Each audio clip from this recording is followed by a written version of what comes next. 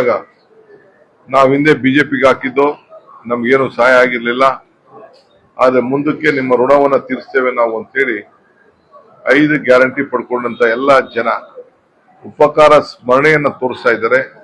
ಇದು ನಮ್ಗೆ ಅತಿ ಹೆಚ್ಚು ಸಂತೋಷವನ್ನ ತಂದಿದೆ.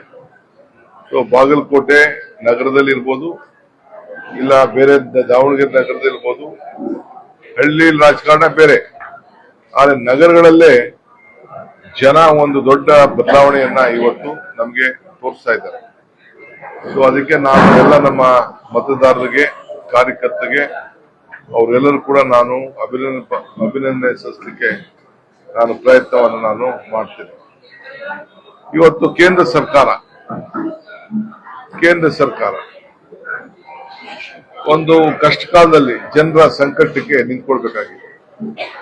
ಇವತ್ತು ನಾವು ಗ್ಯಾರಂಟಿ ಯಾಕೆ ತಂದು ಬೆಲೆ ಏರಿಕೆ ಆಗ್ತಿರೋದ್ರಿಂದ, ಬೆಲೆ ಏರಿಕೆ ಗಂಗರಕ್ಕೆ ಹೋಗ್ತಾ ಇರೋದ್ರಿಂದ ಬೆಲೆ ಏರಿಕೆಯನ್ನ ತಪ್ಪಿಸ್ಬೇಕು, ಅದರಿಂದ ಆಗ್ತಾ ಇದ್ದ ನಾಗರಿಕರಿಗೆ ತೊಂದರೆ ಆಗ್ಬೇಕು ಅಂತೇಳಿ ಈ 5 ಗ್ಯಾರಂಟಿಗಳನ್ನ ನಾವು ತಂದು ಅವ್ರಿಗೆ ಸಮಾಧಾನವನ್ನ ಮಾಡಿ ಸರಾಸರಿ 4 ರಿಂದ 5 ಸಾವಿರ ರೂಪಾಯಿ ಅವರ ಮನೆಗೆ ವಿವಿಧ ರೀತಿಯಲ್ಲಿ ವಿದ್ಯುತ್ ಶಕ್ತಿ ಇರ್ಬೋದು, ಅನ್ನಭಾಗ್ಯ ಇರ್ಬೋದು, ಇಲ್ಲಾಂದ್ರೆ ಶಕ್ತಿ ಇರ್ಬೋದು, ಗೃಹಲಕ್ಷ್ಮಿ ಇರ್ಬೋದು, ಇವೆಲ್ಲದ್ರಲ್ಲೂ ಸರಾಸರಿ ಒಂದು 4 ರಿಂದ 5 ಸಾವಿರ ರೂಪಾಯಿ ಅವರ ಅಕೌಂಟ್ಗೆ ನೇರವಾಗಿ ಅವರಿಗೆ ಅನುಕೂಲ ಆಗುವಂತಹ ವ್ಯವಸ್ಥೆ ಇವತ್ತು ನಾವು ಮಾಡ್ಕೊಂಡು ಬಂದಿದ್ದೀವಿ.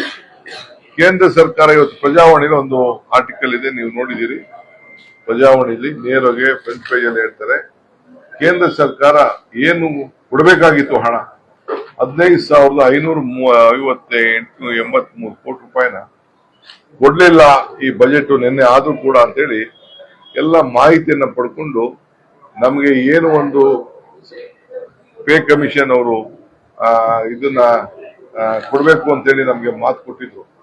ಆ ಮಾತು ಪ್ರಕಾರ 15ನೇ ಹಣಕಾಸಿನ ಆಯೋಗ ಶಿಫಾರಸ್ ಏನ್ ಮಾಡಿದ್ರು ಆ ಶಿಫಾರಸ್ ಪ್ರಕಾರ ಕೊಡ್ಲಿಲ್ಲ ಅಂತ ಅವರು ಈಗಾಗಲೇ ಮಾಧ್ಯಮದಲ್ಲಿ ಪ್ರಕಟಣೆ ಆಗಿದೆ.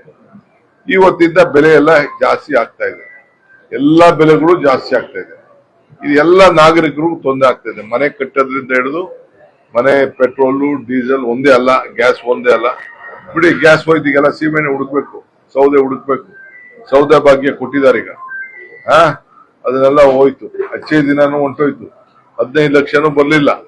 ಇವೆಲ್ಲ ಇವತ್ತು ಮತದಾರರಿಗೆ ನಾವು ಬಿಜೆಪಿಯವರಿಗೆ ಇದನ್ನ ಪ್ರಶ್ನೆ ಮಾಡಬೇಕಾಗಿದೆ. ಯಾಕೆ ಅಚ್ಚೇ ದಿನ 15 ಲಕ್ಷ ಕೊಡ್ತೀನಿ ಅಂತ ಹೇಳಿದ್ರಲ್ಲ, ಕೊಡ್ಲಿಲ್ಲ, ಕೊಟ್ಟ ಮಾತು ನೀವು ಉಳಿಸ್ಕೊಳ್ಳಿಲ್ಲ. ಅಚ್ಚೇ ದಿನ ಏನಾಯ್ತು?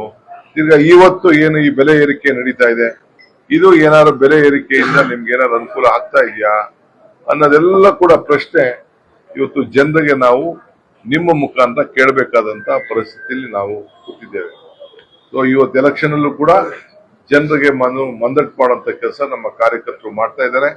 ನನಗೆ ವಿಶ್ವಾಸ ಇದೆ, ಅತಿ ಹೆಚ್ಚು ಮತದಿಂದ ಹೋದ ಸತಿ ಏನು ಎಲೆಕ್ಷನ್ ನಡೆದಿತ್ತು ಅದಕ್ಕಿಂತ ಹೆಚ್ಚಿಗೆ ಮತ ಅಂತರದಿಂದ ನಮ್ಮ ಅಭ್ಯರ್ಥಿಗಳು 2 ಕಡೆನೂ ಕೂಡ ಗೆಲ್ತಾರೆ ಅನ್ನೋ ಒಂದು ಆತ್ಮವಿಶ್ವಾಸ ಇವತ್ತು ನಮ್ಗೆ ಮೂಡಿದೆ. ಬಹುಶಃ ಎಲ್ಲರೂ ಸೇರಿ ಒಗ್ಗಟ್ಟಿದ್ದ ಇದ್ದಾರೆ. ಬಹಳ ಜನ ಚುನಾವಣೆಗೋಸ್ಕರ ಚುನಾವಣೆ ಸಂದರ್ಭದಲ್ಲಿ ವಲಸೆಗೆ ಹೋಗಿದ್ದಾರೆ, ಅವರ ಬದುಕಿಗೋಸ್ಕರ ಹೋಗಿದ್ದಾರೆ.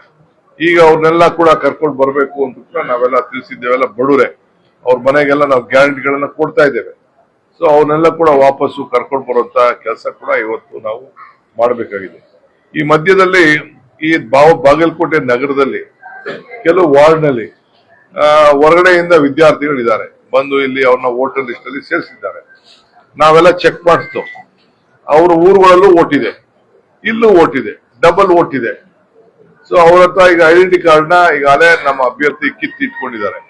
ಅವ್ರಿಗೆ ನೀವು ವೋಟ್ ಹಾಕ್ಬೇಕು, ನೀವು ವೋಟ್ ಹಾಕ್ಲಿಲ್ಲ ಅಂದ್ರೆ ನಿಮ್ಗೆ ನಾವು ಫೇಲ್ ಮಾಡ್ತೀವಿ, ನಾವು ನಿಮ್ಗೆ ತೊಂದರೆ ಮಾಡ್ತೀವಿ ಅಂತೇಳಿ ಅವ್ರಿಗೆಲ್ಲ ಎದುರಿಸ್ತಾ ಇದ್ದಾರೆ.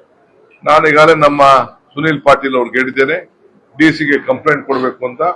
ಯಾರು ಡಬಲ್ ವೋಟ್ ಇದೆ ಅಂತದೆಲ್ಲ ನಾವು ಈಗಾಗಲೇ ಅದಕ್ಕೆಲ್ಲ ನಾವು ಒಂದು ದೊಡ್ಡ ಟೀಮೇ ಇಟ್ಟಿದ್ದೀವಿ. ಅವ್ರವ್ರ ಊರಲ್ಲಿ ವೋಟ್ ಇಟ್ಕೊಂಡಿರೋದು ಇಲ್ಲೂ ವೋಟ್ ಹಾಕಿದ್ರೆ ಬಹುಶಃ ಕಂಪ್ಲೇಂಟ್ ಕೊಟ್ಟು ಕಾನೂನು ರೀತಿ ಅವ್ರನ್ನ ಬಂಧಿಸಕ್ಕಾಗ್ತದ ಏನು ಅನ್ನೋದು ಕೂಡ ನಾವು ಇದರ ಬಗ್ಗೆ ಆಲೋಚನೆಯನ್ನ ಮಾಡ್ತಾ ಇದ್ದೇವೆ.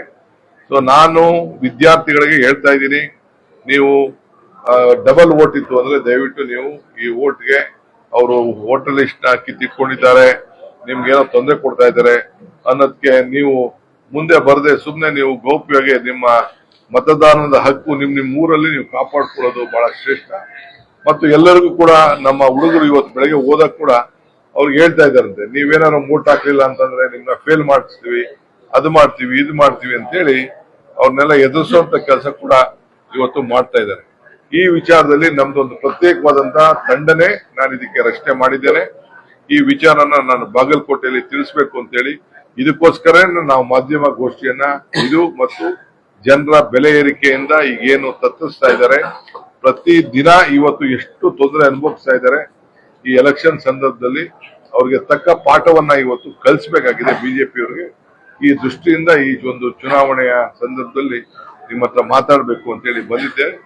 ನಾನು ಈಗಾಗಲೇ ನಮ್ಮ ಕಾರ್ಯಕರ್ತರು ಮಾತಾಡಿದ್ದೇನೆ, ನಿಮ್ಮ ಹತ್ರ ಮಾತಾಡ್ತಾ ಇದ್ದೀನಿ.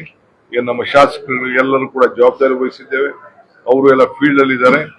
ಈ ಚುನಾವಣೆ ಇಡೀ ನಮ್ಮ ಒಂದು ಏನು ಒಂದು ಒಬ್ಬ ಮುತ್ಸದ್ದಿ ನಾಯಕನ ಏನು ಒಂದು ಆಸೆ ಆಕಾಂಕ್ಷೆ ಇತ್ತು ಅದನ್ನೆಲ್ಲ ಈಡೇರಿಸಿ ಮತದಾರರಿಗೆ ಋಣವನ್ನ ತೀರಿಸುವಂತ ಕೆಲಸವನ್ನ ನಾವು ಮಾಡಿದ್ದೇವೆ. ಸೊ ನಮ್ಮ ಪಕ್ಷ ಇಲ್ಲಿ ಒಗ್ಗಟ್ಟಿನಿಂದ ಕೆಲಸ ಮಾಡ್ತಾ ಇದೆ.